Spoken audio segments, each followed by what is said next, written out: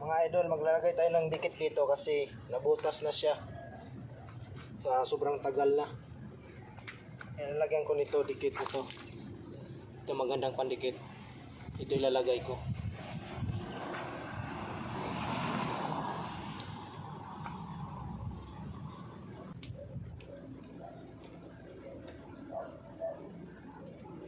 Ayan natin kasi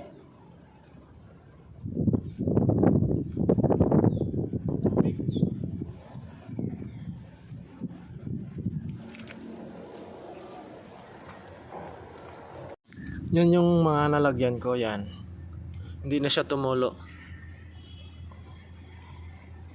Ito dito, yan. Nilagyan ko na yan pandikit. Tsaka ito nilagay ko ng interior, hindi na rin. Ito dito meron pa rin, oh. May tumulo pa dito. Yan dito. Tumulo pa siya, yan, oh, nagbasa. Lagyan na rin natin yan. Kaso lang, malakas yung tubig.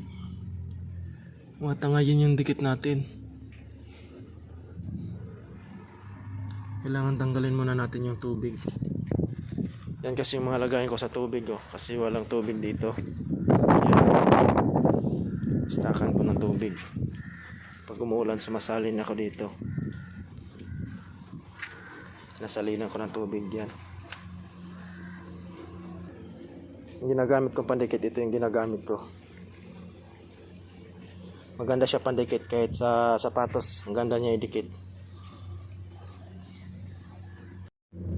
Okay naman siya. Dito hindi na siya tumulo eh.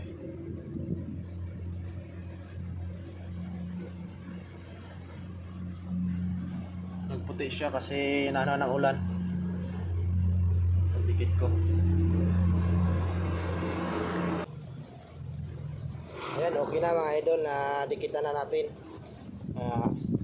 Habang may ulan pa, lagyan na natin ng dikit para makaipon ng tubig. Kasi pag hindi ko didikitan to, nauubos yung tubig niya. Kasi malakas yung tulo. Masama pa rin ang panahon ngayon.